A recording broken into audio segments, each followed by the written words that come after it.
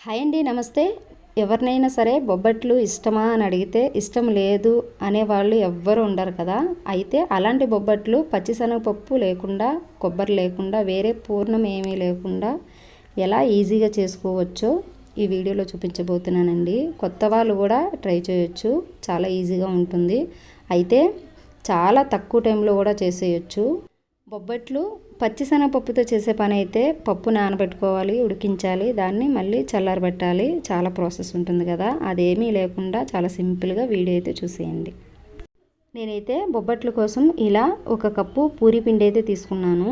దాంట్లో చిటికెడు సాల్ట్ అయితే వేసుకున్నాను, చిటికెడు పసుపు. అయితే పూరి పిండే, ఎందుకంటే మైదా పిండి గోధుమ పిండి ఏమి వాడినా కానీ మైదా పిండి అయితే అప్పటికప్పుడు సాఫ్ట్గా బాగుంటాయి, కొద్దిగా చల్లారిన తర్వాత సాగుతూ వస్తాయి. అదే గోధుమ పిండి అయితే కొంచెం గట్టిగా అనిపిస్తూ ఉంటాయి కదా. అలా కాకుండా ఇలా పూరి పిండితో ట్రై చేయండి. బొబ్బట్లన్నీ చాలా టేస్టీగా, చాలా మెత్తగా వస్తాయండి. అయితే పూరి పిండి నార్మల్ ఏ కిరాణా షాప్లో అడిగినా దొరుకుతుంది పూరి పిండి అంటే. అలా పూరి పిండి తీసుకొని సాల్ట్ పసుపు వేసి ఇలా తగినన్ని నీళ్ళు పోసి జారుగా, చపాతీ పిండిలా కాకుండా చేతికి ఇలాగ అంటుకునేలాగా అయితే కలుపుకోవాలండి. కలుపుకున్న తర్వాత 1 స్పూన్ నెయ్యి అయితే వేసుకున్నాను. మీరు నెయ్యితో చేసే పని అయితే నెయ్యి వేసుకోండి, లేదు ఆయిల్తో చేస్తున్నామంటే 1 స్పూన్ ఆయిల్ వేసి ఇలా మళ్ళీ ఇంకొకసారి మెత్తగా అయితే కలిపేసుకోవాలి. బొబ్బట్ల టేస్ట్ మొత్తం ఈ పిండి కలుపుకున్న దాంట్లోనే ఉంటుందండి. ఎందుకంటే ఈ పిండి పై పిండి బాగా మెత్తగా నూనె లేదా నెయ్యి వేసి చాలా ఎక్కువసేపు మసాజ్ చేసినట్టు కలుపుకున్నట్టయితే బొబ్బట్లు చాలా బాగా వస్తాయి. పై పొర చాలా సాఫ్ట్గా వస్తుంది.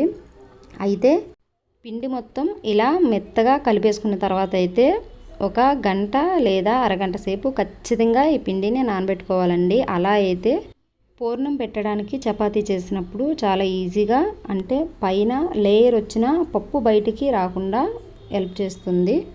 అందుకోసమని అరగంట లేదా గంట సేపు పిండిని అయితే పక్కన నానబెట్టేసుకున్న తర్వాత 1 తాసులో 2 స్పూన్లు నెయ్యి అయితే వేసుకుంటున్నాను.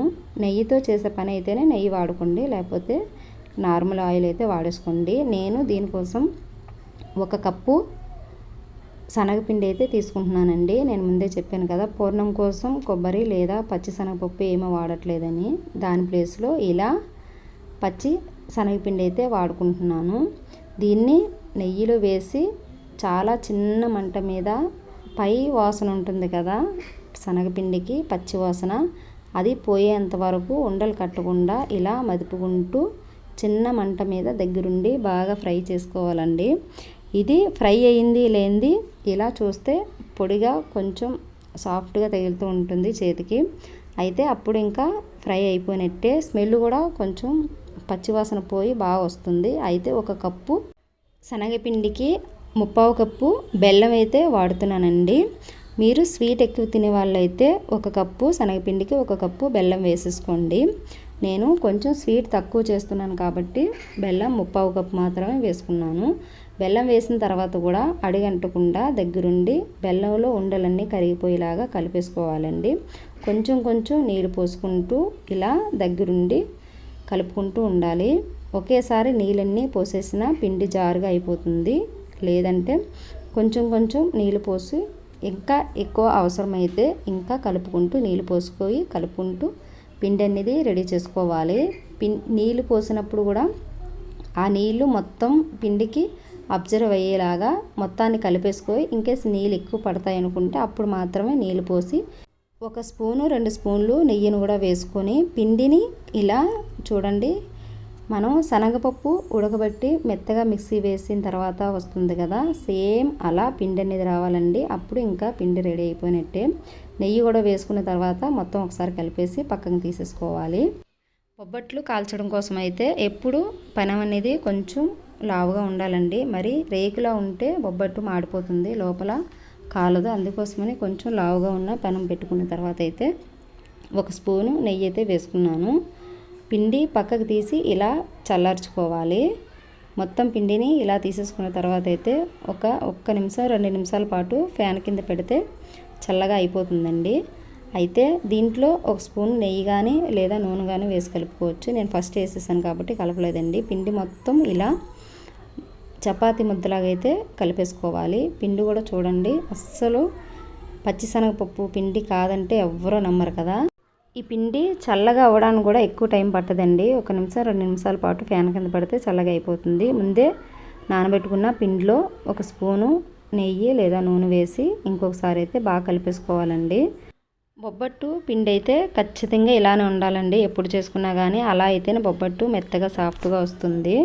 కొంతమంది చపాతీ పిండిలా గట్టిగా కలిపేస్తూ ఉంటారు. అది చల్లారిన తర్వాత ఇంకా గట్టిగా అయిపోతుంది. నూనె నెయ్యి వేసిన తర్వాత ఒకసారి ఇలా మొత్తం పిండిని అయితే కలిపేసుకున్న తర్వాత బొబ్బట్టుకి ఎంత సైజు ఉండ కావాలో అంత సైజు ఉండ అయితే తీసుకోవాలండి. తీసి ఇలా పక్కన పెట్టేసుకోవాలి. ఒక పాలిథిన్ కవర్ అయినా లేదా ఇలా డీమార్ట్లో నుంచి తెచ్చుకున్న కవర్స్ ఉంటాయి కదా, దాన్ని వాడుకున్నా పర్వాలేదు. లేదు బటర్ పేపర్ ఉంటే దాన్నైనా వాడుకోండి. దాని మీద 1 స్పూను నూనె అయితే వేసేసి మొత్తం అప్లై చేసేసుకోవాలి, బొబ్బట్టు అంటుకోకుండా. ఇలా అప్లై చేసుకున్న తర్వాత ముందే తీసుకున్న పిండి ముద్దని తీసి దీని మీద కొంచెం ఒత్తేసుకోవాలండి. ఫస్ట్ ఇలా ఒత్తేసుకున్న తర్వాత పూర్ణాన్ని అయితే దీంట్లో పెట్టేసుకోవాలి. స్టఫింగ్ కూడా కొంచెం పైన ఉండ ఉంటుంది కదా, ఉండ పైన చేసుకున్న స్టఫింగ్ ఉంది, అది కొంచెం జాగ్రత్తగా పెట్టుకోవాలి, విడిపోకుండా ఉంటుంది చపాతీలా పానేటప్పుడు బొబ్బట్టు చేసేటప్పుడు. చూడండి ఇక్కడ చూపించిన విధంగా 4 వైపులా తీసి ఉండని ఇలా కిందన పెట్టి పై పిండి కిందకి లాగితే చాలా కరెక్ట్గా వచ్చేస్తుంది. అన్ని వైపులా పిండి ఒకేలా వస్తుంది. ఒకవైపు ఒకలాగా కాకుండా చాలా అన్ని వైపులా ఒకేలాగా వస్తుందన్నమాట. ఒక్కొక్కరు ఒకవైపు ఎక్కువ ఒకవైపు తక్కువ ఉంటుంది కదా పై చపాతీ పిండి అనేది, అలా కాకుండా అన్ని వైపులు ఒకేలాగా వచ్చేలా ఉండాలంటే ఇప్పుడు నేను చూపించిన విధంగా చేసుకోండి. దీని మీద కూడా కొంచెం నూనె నెయ్యి ఏదో ఒకటి వేసుకుంటే పేపర్కి అనేది అంటుకోకుండా వస్తుంది. ఫస్ట్ ఇలా చేత్తోని కొద్దిసేపు ఒత్తేసుకున్న తర్వాత పేపర్ని అయితే వేసేసుకొని ఇంకా చపాతీ కర్రతోని ఒత్తేసుకోవడమే. చాలా ఈజీ అంటే చాలా ఈజీగా వచ్చేస్తుందండి. ఫస్ట్ టైం చేసేవాళ్ళు కూడా చాలా ఈజీగా చేసేయచ్చండి. అదే కొంతమంది పైకి పూర్ణమన్న వచ్చేస్తూ ఉంటుంది, లేదా ఒకవైపు పిండి ఎక్కువ ఒకవైపు తక్కువ, లేదా చేయడానికి బాగా కరెక్ట్గా కుదరకంటన్నా ఉంటుంది.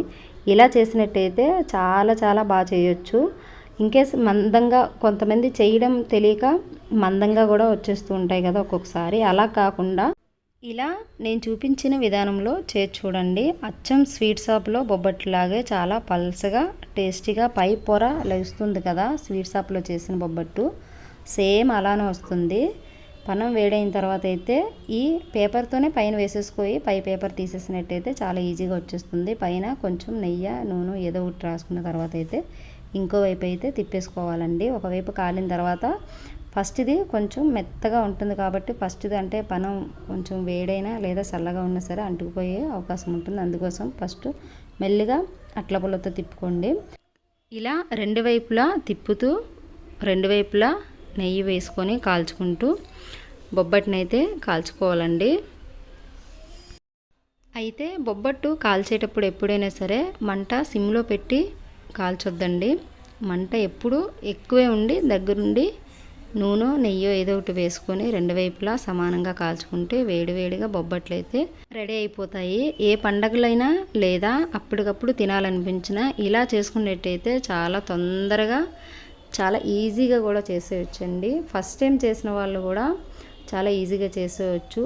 పూర్ణం బయటికి పోతుంది అని టెన్షన్ లేదు, లేదా పిండి లావుగా అయిపోయిందని టెన్షన్ లేదు. ఇలా అయితే నేను వేసిన బటర్ పేపర్ లేకపోయినా సరే నార్మల్ పాలిథిన్ కవర్ మీదైనా ఇలా చేసేసుకోవచ్చు.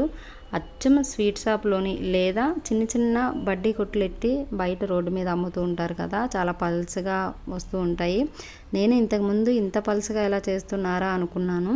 పై పిండి చాలా తక్కువ ఉన్న పూర్ణం ఎక్కువ పెట్టి చేసుకోవచ్చు. ఇలా చేసుకున్నట్టయితే చాలా ఈజీగా చేసేసుకోవచ్చు. మెత్తగా పువ్వులు లాంటి బొబ్బట్లు అయితే రెడీ అయిపోయింది. మీరు మీ ఇంట్లో ఒకసారి ఇలా ట్రై చేయండి. మీకు ఎలా కుదిరాయో కామెంట్ పెట్టండి. వీడియో నచ్చితే లైక్ కొట్టి ఛానల్ అయితే సబ్స్క్రైబ్ చేసుకోండి. ఒకసారి ట్రై చేసిన తర్వాత అయితే కామెంట్ పెట్టడం మర్చిపోవద్దండి. కొత్త వాళ్ళు కూడా చాలా ఈజీగా చేసేయచ్చు ఈ బొబ్బట్లు అనేది. పిండ్లు పప్పులు నానబెట్టుకునే పని లేదు, లేదా ఉడికించుకునే పని లేదు కదా.